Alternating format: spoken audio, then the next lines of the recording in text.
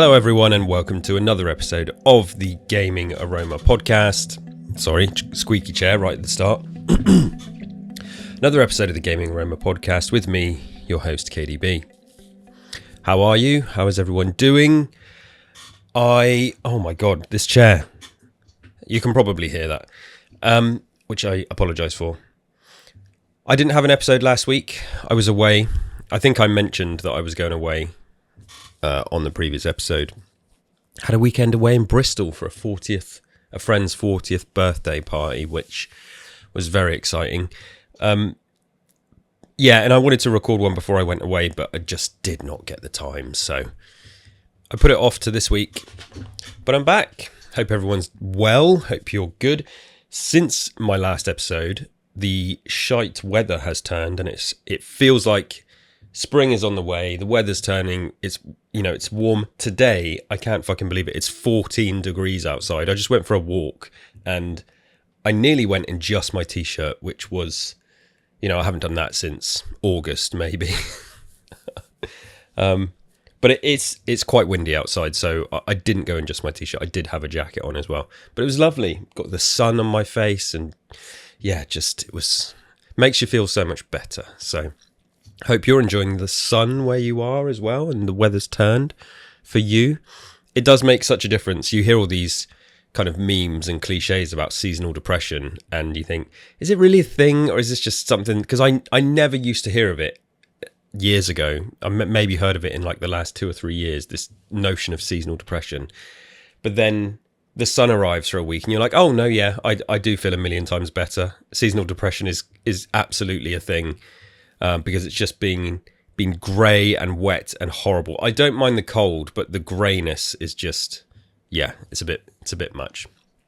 But I'm back to talk about some video games. Few things to cover today, and I'm just going to start with, if you're listening to this and wondering, this sounds really shit, this is different, why is this not the usual high production value I expect from the Gaming Aroma podcast? Well, I'm doing a bit of a trial run. I'll talk about this more later, but I have a new PC. So I'm recording this on a new PC, and I'm using new software, and I'm using just a new setup. And also, the PC is really fucking loud. Like, egregiously loud, to the point where I'm going to have to try and find a way to sort this out, because, I've sort of listened to it back and you can kind of hear it. And I'm going to do some, like noise cancelling. That's completely wrong. Like denoising, I don't know. Just struggling to get through life. It's late on a Sunday as well. I'm not recording this on Sunday morning. I had stuff to do today. So I'm recording in the afternoon. My wife and son have gone out and I've got a bit of peace and quiet while I record this. So, but yeah, the PC is really loud. I don't know how to turn the fans down, and you can probably hear PC fans in the background. Hopefully not. Hopefully I can sample it out of this and it should be nice and crisp. But anyway. So yeah, bear with me. If this sounds terrible, I will sort it out for the next episode. But I just wanted to get this done. And I thought, why not just try, record an episode, see how it goes on the new computer. So still got the same mic and all that. But yeah, new lease of life. And I'm definitely going to talk more about this PC later on. Don't you worry about that. I got a couple of bullet points. Fantasy Critic update. Let's quickly start with that. As you know, as I've been keeping you all abreast with my Fantasy Critic progress. It's my first year taking part in Fantasy Critic. I think I'm going to have to log in. I don't think I've logged in on this browser. Sign in with Google. Let's do that. Absolutely loving Fantasy Critic for all the reasons I've mentioned before. However, not loving that I've dropped down to second. I think since the last episode, Fable has been delayed, so that's fucked me because I chose Fable. And if I look at my list of games, Fable has now got a cross against it. This game will not release this year. I've still got a space left to pick a game. I haven't done a late draft. I haven't bidded on anything else yet. Bidded? That's not a word, is it? I haven't placed a bid on something else. So I had 3 games come out: Sid Meier's Civ 7, Avowed, and Donkey Kong Returns HD, leaving me with 27 points in total. But I'm now second place behind one of the other people in our group who is wiping the floor because of Citizen Sleeper 2 and Monster Hunter Wilds, which came out to massive high scores. So I'm not miles behind, but I'm now projected to finish 4th as well, which is not good. I've dropped right down. I need to just hope that some of my picks come in good. I mean, I'm still confident about GTA 5. Judas, I mean, I'm not confident about that. Assassin's Creed Shadows, I'm hoping this is the one, because I don't think it was projected to do massive. What's it projected? Hype factor 63.9. Projected points 9.1. So it's kind of projected high now. I don't know if it was at the start. All the previews were really good for that game, so I'm hoping it comes good. And then I'm just going to have to bide my time. Maybe South of Midnight, hopefully that comes good as well. Little indie game. A lot of my game is, well, it's not indie, that's wrong. But I think it's going to be like a AA game. Some of my picks that are left are South of Midnight, Assassin's Creed Shadows, and GTA 6.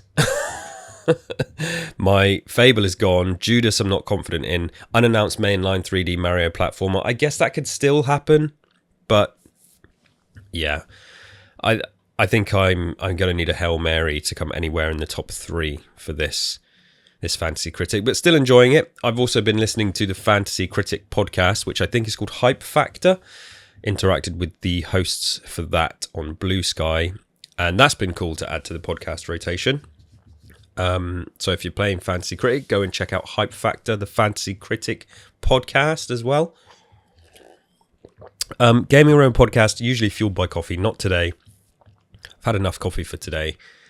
And like I said, it's warm and I've just been for a walk. I needed to properly hydrate, so I've just got some squash. Summer fruits, seeing as you asked.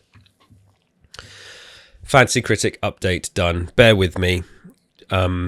Maybe pray for me as well, because I'm going to need all the help I can get. The bulk of this episode is definitely going to be about what I'm playing. And as I said, I want to talk about this PC, but there's not a load of news, but there is a specific rant I want to have before I get onto all the fun stuff. And I've kind of sort of got this out of my system already on Discord, on the First Aid Spray Discord, and a little bit on Blue Sky, but I just wanted to give it a rant here as well. Here we go. I'm just opening the news article. And this is to do with Sony and their PS5 leasing program. So here's an article from VGC. Sony is leasing PS5, PS5 Pro and PS Portal consoles and PSVR to UK players for a monthly fee. The leasing plan, which has been branded Flex, is a partnership between PlayStation and leasing firm Raylo. Players can choose to lease standard or digital PS5 consoles, PlayStation Portal handhelds, PlayStation VR 2 headsets, or PS5 Pro consoles on a rolling monthly contract. You can also sign up for 12-month, 24 or 36-month terms for lower payments. For example, a PS5 Digital Edition console costs $21.95 a month to lease, with the option to cancel at any time. By committing to 12, 24 or 36, the price is lowered. And there's all the lists of the different prices here. But the long and short of it is, if you... I think the longer terms you do, you end up paying about the same price as what the console is. If the shorter terms, you end up paying about the same price as what the console is. So say a PS5 is what, 349, 3 or 400, you pay about that. But then if you do it over longer, you pay a bit more. It's not massively high interest, but it is more. I think maybe 100 quid more or something like that. I should be being really sensible and giving you all the exact numbers and stuff, but I can't be bothered. That's the long and short of it. However, as I've made very clear, this is a leasing program. So at the end of those monthly terms, you give the console back. Yeah, so as the FAQ states, players do not own their device when they lease it through Raylo. When the lease ends, they have the choice to return their console or continue paying monthly, or contact Raylo to discuss potentially buying it outright. Slightly different PS5 rental service launched in Japan last month by game retailer Geo. Yes, etc., etc. Now, this can get in the fucking bin. What the hell is this about? I do my best constantly on this podcast to not sound like a massive Sony hater, like Xbox fanboy and all this kind of stuff. But they're making it extremely difficult not to call out their bullshit. Put the games aside, put the very few first-party games they're releasing aside, put those 2 games aside. Business practice, consumer practice, accessibility for, people on no incomes. This is bullshit. This is predatory bullshit with a credit company to play on FOMO from people who either don't have great credit or loads of cash, right? And I'm not well off. Like, most people these days, like living in the world, using credit is just a part of life. I get it. It's just, you almost have no choice. But this isn't a car. It's not a Tesla. It's not a new Audi. It's a games console. And for me, this is very different to, I think Blockbuster used to rent consoles to you back in the day, right? You could go pay whatever, rent the console for the weekend, maybe get a few of your buddies together to pitch in and rent the console and then you give it back. That's fine. Like, sure, because it doesn't cost very much money. This is tying you into a credit agreement, which if you bail out on, you're fucked. Like, your credit agreement, your credit score will take a massive hit and then you're fucked for the future. And getting credit is very easy. Like, people think it's hard. It's not. It's almost easier the worse situation you're in. So this is playing on the FOMO of people who, gamers, gaming is sort of a hobby for everybody, and it should be a hobby for everybody. Sony constantly go out of their way to make it a luxury hobby. Their consumer practice is very different to something like Xbox, which offers entry points with a low-end console and Game Pass and all this stuff. And the Xbox All Access program. This is not the Xbox All Access program. When I got my Series X, it was on an interest-free credit agreement with Xbox and Klarna over 2 years to pay 25 quid a month or whatever, allowed me to get the brand new console, and I got to keep it at the end of it. This is not what this is. This is not interest-free. You do not get to keep the console at the end. And you have to pay more. You have to pay more for the console. And there has been some backlash about this online, but to be honest, this is bottom of the barrel stuff. And so for Sony to be actively kind of promoting this as an access point for their consoles is, predatory bullshit. So do not use it. There's probably better credit and finance options you can get to buy a PS5 out there. PayPal do stuff, and I think Amazon do stuff, Argos do stuff, Currys and PC World usually do interest free occasionally as well, and you get to keep it. You get to keep the console at the end. So I'm not going to whine on and on and on. I just wanted to vent my anger towards this, because I generally don't get angry. Like, I'll get annoyed and frustrated and maybe make fun of things that I don't like on this show, but this made me angry. This is one of those things. It's like, no, and I've said it before. Like, I'm not a console warrior. I am a consumer warrior, and we did a First Aid Spray next gen thing recently where we talked a lot about the future of gaming and gaming accessibility and how I don't want it to become a luxury hobby. This just shits all over the fact of it. It's like, no, it is going to become a luxury hobby. 700 quid consoles, and if you want one, here's a credit agreement that you'll pay more for it, and you don't get to keep the console as well. I hate it. I absolutely hate this. There's better options to get a PlayStation out there. Please do not use it. Do not recommend it to anyone.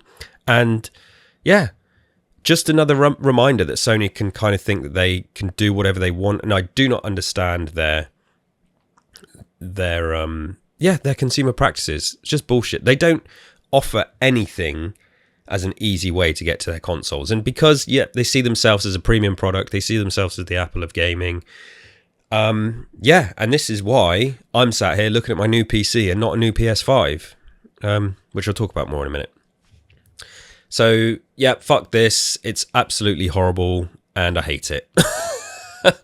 Anyway, let's move on. Let's move on to fun stuff. Like, news-wise, that is kind of it. The other news I want to get to is news about games, which is quite exciting. First, we have... Let me just make sure I'm still recording here. I'm getting used to this. Yeah. Robocop Rogue City is getting a sequel this summer. Now, I don't think this is a sequel. I think it's an expandalone, right? Let's have a look here. Robocop Rogue City is getting a sequel this summer for PS5, Xbox Series X, PC. The standalone follow-up, which is titled Robocop Rogue City Unfinished Business. Yeah, it's an expandalone, right? But I don't think you need the game. You don't need the original game, which is good.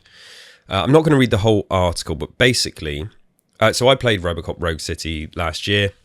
Loved it. The Robocop game I've been waiting for my entire life. It was a AA, fun, go shoot through, the environments, blow enemies apart, solve crimes, be Robocop, and the most accurate, authentic recreation of the movie world. You could tell it was made with love and all this kind of stuff. And it did get a lot of love at the time from people who said, well, similar to all that stuff that I've just said.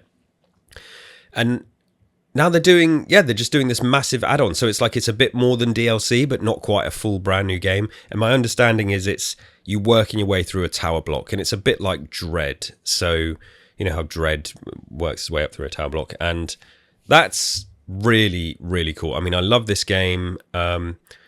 Any kind of sequel or standalone or expandalone for it, I'm going to be there for day one.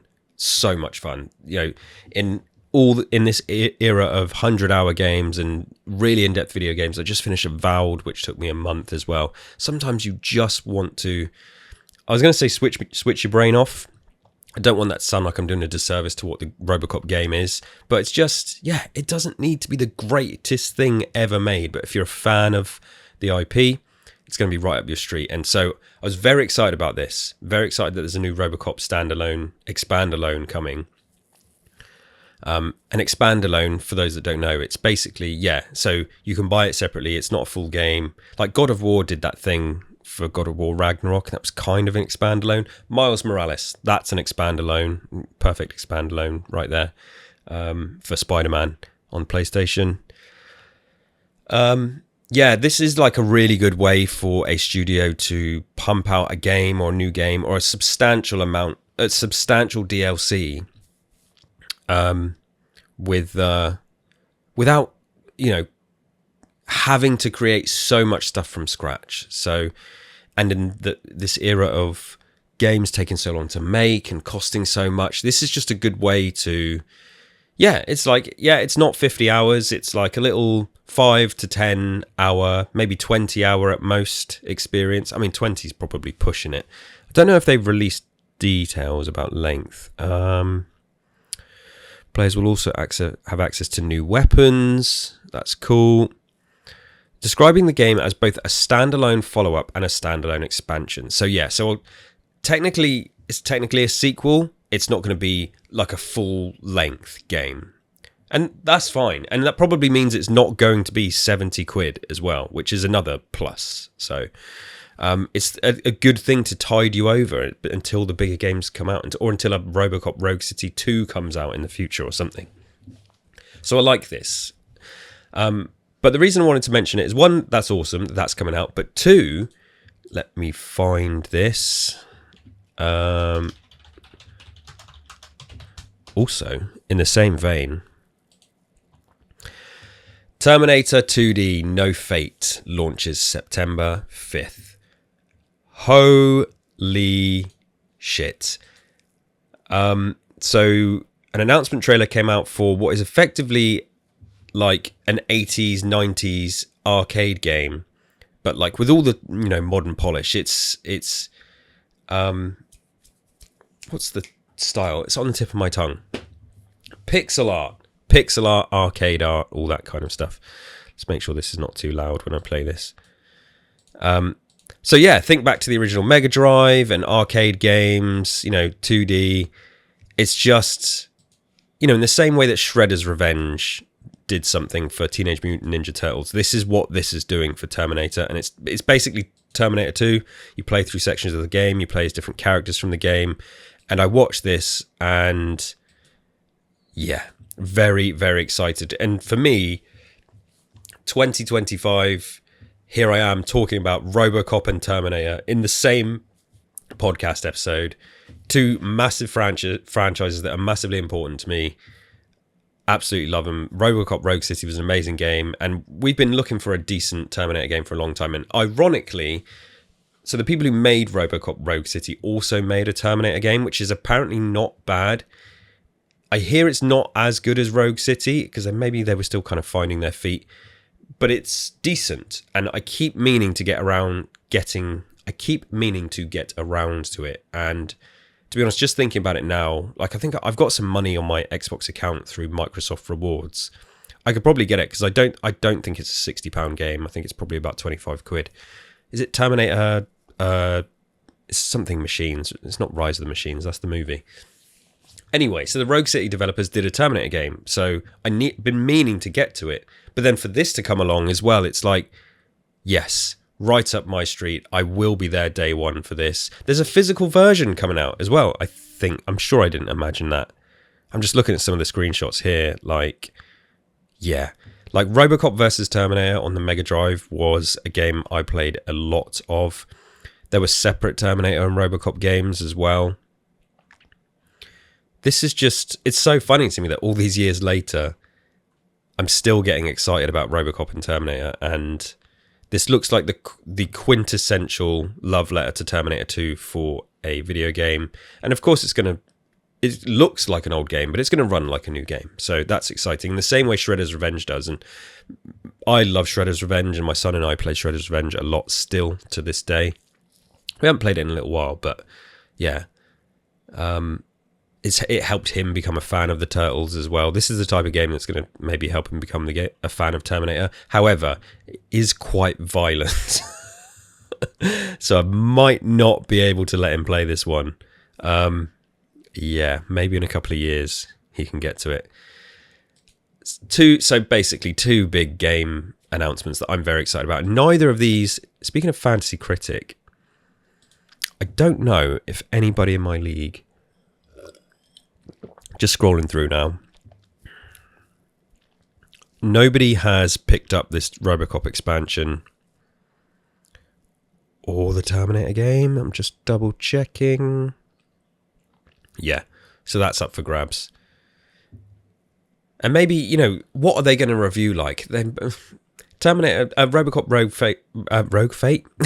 Rogue City, I think reviewed in like the 7s, but it was called like one of the best 7s you can get. So they're going to be good games, but are they going to be critical darlings? Maybe not. I think Terminator No Fate could be an 8 or a 9. I really do think it could. I don't think the expand alone for Robocop will be. So I'm in an R-in about this. Do I put a bid in for Fantasy Critic on one of these two games? Either way, I'm buying them both. Like, I think about games that I'm excited for this year, and there are not many. There's Doom: The Dark Ages, there's GTA. That's it. There's loads of games coming out, like the new Ninja Gaiden, and I'm excited about South of Midnight. I'm sure I'm forgetting a few as well, but these two, particularly the Terminator game, are now like way up on my list. September is ages away, which is really annoying, but yeah, very, very excited for these two. Adverts on everywhere, on every website. When I was with my friends the other day, we were talking about the dead internet theory, and I think I've mentioned that on this show. Where just the internet is unusable because of websites, because of bullshit articles that are SEO bait, and you want to read something in an article, but just the first 5 paragraphs is history bollocks that you don't need to know. Adverts popping up across the websites makes them unreadable. Yeah, what is the internet for? Nothing. Connectivity and being online is good, but websites are very difficult to be useful. And yeah, depresses me. It's why I get a lot of my a lot of my news from YouTube and podcasts, because there's definitely adverts on those, but I have YouTube Premium, so that's and I have YouTube Premium because a good friend of mine lets me use his family plan. Absolute hero. But in the podcast we'll have inserted adverts, obviously, but rarely. Most of the stuff, and I'm a Patreon subscriber to a couple of podcasts, which means I get ad-free stuff. That's where the bulk of my news consumption comes from. And then obviously social media feeds like Blue Sky, and I still use Twitter for my Gears Intel account, and I do see news on there, but I'm quite liking the news widget on the new PC. That's very helpful. But it can recommend you some utter bollocks sometimes. I do have a bit of a sore throat. Not sure if you can tell that. So yeah, very excited for them. Assassin's Creed is out next week. I'm going to play that. I'm probably going to get a Ubisoft Plus, month of Ubisoft Plus. I'm probably not going to buy it. I'm just going to pay whatever it is, 13 quid for a month, and play Assassin's Creed Shadows. But yeah. So what else is going on? So as I mentioned, I'll talk about what I'm playing, but also the big news, I have a PC. I'm officially a PC gamer once again. A little bit of history. We got a PC way back in the early 90s. We were a relatively early adopter of Windows 95. So I'm sure Windows 95 launched in 93, right? If I think about the timescale of where I was living, Windows 95 launch. It says it launched in 95. And I know saying that out loud sounds stupid, but maybe I just get in my memory conflated, because we got the PC in 93. Late 93. Was there a Windows 93? Yeah, I guess there was. Windows 93. Yeah. Launched. I don't know. Was there a Windows 94? Windows 96? Windows 96. Anyway, whatever. We got a PC late 93 or very, very early 94. Can't remember the exact date. And obviously we had like later, before that, games console wise, we had a Nintendo, and then later we got a Mega Drive, and then we got a PlayStation. But we had a PC in my family kind of up to like a working PC with games on right up to the year 2000, maybe 1999. So I was an early PC gamer with Doom, Duke Nukem, Worms, Carmageddon, GTA London, GTA 2, early FIFAs. What else would we play? We'd have like Simpsons games, and I remember I had the Simpsons cartoon studio as well. Yeah, we were very lucky. Not many people had a PC back then, I feel like. And I remember my dad getting a really good deal on one.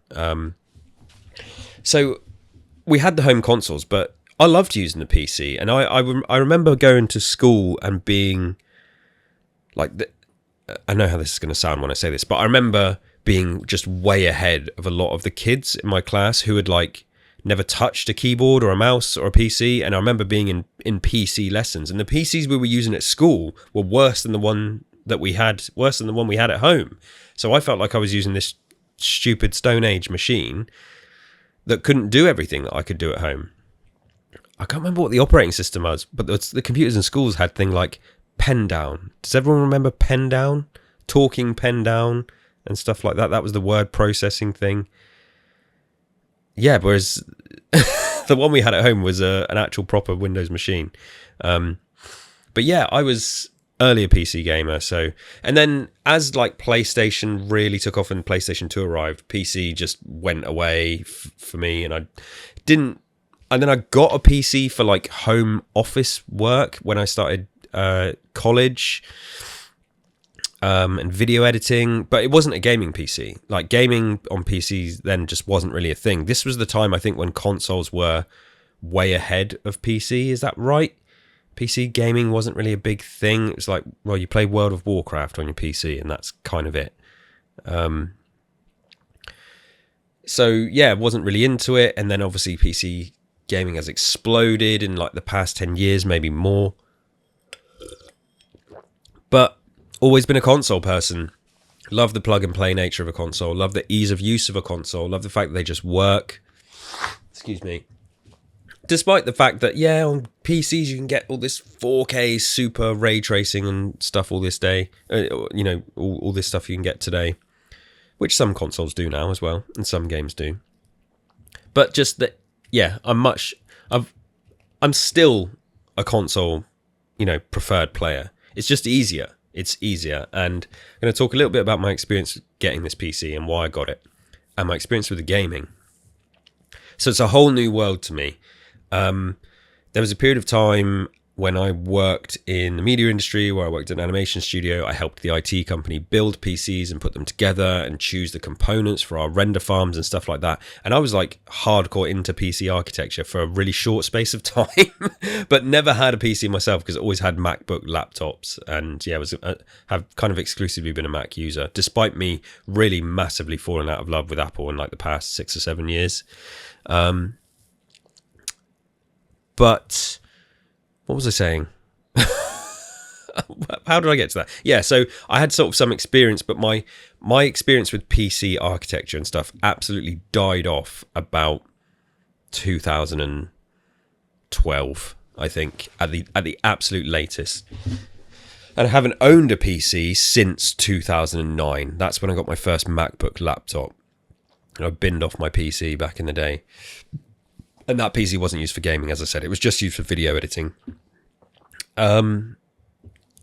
So this is a new PC, and I thought I wanted... At home, we've got like, you know, this like crappy Windows laptop and stuff, which my son uses for his homework, and we sort of use now and again, but it's unusable. And I thought, right, it's time to get something that is multifunctional. And I've never really seen the point of having a multifunctional PC. I think you either get a gaming PC, or you get a video editing PC, or you get, you know, your Chromebook that's just for word processing and stuff like that. I think you got to be picky about what you want, but I'm not really in a position to be picky, so I thought I'll get a budget machine. And I remember talking about this maybe before Christmas. I enlisted the help of my buddy James from First Aid Spray to look at some Windows laptops, some cheap Windows laptops that I could use for effectively retro gaming, like games on GOG and some Steam indies and just retro stuff, because I'm going to be playing all the new stuff on my Xbox anyway. And there was a laptop that I was going to get, but we had like a massive car bill, and then I didn't get it, so it's just been in the rear view. But the time has come, crunch point came where it's like, we really need this. My son is really starting to get into using computers. He's got more homework to do, and you know, we don't really have like a family home machine. And then I thought, maybe I could get the Steam indies and GOG PC that could also be used as, you know, a thing for my kid to use, and any home family work and all this kind of stuff. Multifunctional PC. So I enlisted the help of James again, and I found a budget machine, and I sent it to James, and I was just like, is this good enough? And he said yes, and it's, you know, decent, and it should be fine for what you need. And so I just took the plunge, and I've got it. And after a bit of confusion with how to even connect my monitor to it, because, you know, I'm used to DVI outputs, not HDMI outputs on PC, it arrived, I got it up and running, and to my absolute delight, this budget machine that I bought, so just for point of reference, it was 540 quid, I think, which has gone on the credit card, I should express. I'll pay it off in like 3 months. So in my mind, that's a budget machine, because, you know, you think of like, okay, think of gaming PCs, graphics cards, you know, they're what, £1,000 more. The graphics card it has in it is a GeForce RTX 3050, and I have no idea what that is. I hear it's a couple of years old, but yeah, to my delight, I've set it up, Windows 11 installed, like, love the kind of functionality of Windows 11, how my phone is connecting to it easily, like the widgets, the modern window. I've never really used modern Windows, but it's swish as hell. And then I thought, right, I'll test it out with some games. So started with a few old games, started with Fallout 3, started with Skyrim, Fallout 4, started to gradually install a few, you know, Xbox Game Pass games on it. Gears of War Ultimate Edition. Games that I absolutely love. That, okay, some of them are old, 10 years old, but, you know, what's the graphical jump being in 10 years? It's nothing to write home about. These games look like they came out in the last few years. And they all run like butter. Like, I can't believe it. Like, I've just got a decent gaming PC that's allowing me to experience the games I love, the top end games that I love, perfectly well. And obviously I've got cloud, with PC gaming, and you can do this on the MacBook as well, but xCloud. I use Xbox Cloud Gaming a lot, and I can do that through the PC. So I can effectively play anything I want on this PC and get all those Steam indies and GOG games that I've been pining for. And I just feel like it's making these games I love absolutely brand new. I've been playing through Gears of War Ultimate Edition and popping achievements on the Windows version, and it's just, an absolute blast. And just surprised at how well it runs, because I thought I was buying a shit cheap PC, but I'm very happy with it. I can feel it changing my life already. Xbox, the console downstairs, is still going to be my primary place to play, and I love my nice TV, my big TV. I'm playing on like this shitty little cheap monitor for the PC, so haven't even got proper speakers. It's just connected to the Alexa Echo Dot. And I'm going to start experimenting with it, try out some new software, try things, just kind of change my workflow, try and adjust my gaming habits. Like, I was playing Citizen Sleeper 1, and that's obviously basically a point and click RPG. Like, it's not even really point and click. It's visual story. You don't walk around. You just point. Yeah, it is point and click, but there's no character walking around. That's like perfect for PC gaming. I experimented using mouse and keyboard on Fallout and Gears of War, but I just can't. I don't think I could be doing with that. Like, so I've just paired my Xbox controller to the computer instead. But the original Fallout games as well, which are not available on console. Yeah, set up my first Steam account. Played Fallout Shelter on the PC. Very, very pleased and excited about what's ahead in my new PC venture. And then just in terms of things like recording game footage, I've tested that a little bit. That's much easier. And then I thought, streaming. Maybe I could stream a little bit easier. I used to stream years ago, pandemic days, loads, but that was all from my console, and the setup through the laptop and stuff was a massive pain in the ass. Here, I'm good to go. So I'm considering some little streams. We've got Gears Intel and Tapes from the Wastes and everything, and obviously First Aid Spray. I could, just kind of mix up the content that I'm doing. So I think it was a worthy purchase, a worthy investment. And I'm glad to have it. I feel like I've joined the rest of the world, because there's a lot I can get out of this machine, and I feel kind of silly for maybe not getting one sooner. So officially on the PC hype train. Any recommendations you've got for cheap indies or cheap Steam games, send them my way, because I'm keen to add to my library and explore this whole new world of PC games and play the games I love from a new perspective. It does, as I say, it makes them feel fresh and brand new. Playing through Gears of War Ultimate Edition again, which I've played 10 times, maybe more, and I'm just playing it again. It feels brand new, and it looks high quality. This graphics card's not going to do 4K, but I don't need 4K. I'm sat right in front of the screen, so it's full HD, amazing graphics. Everything looks high quality, high frame rate, 60 frames. It's just loving it, absolutely loving it. And I bought a mouse today from B&M for £5. A nice little new mouse for the PC, so I don't have to keep using the one I use at work and swapping it around.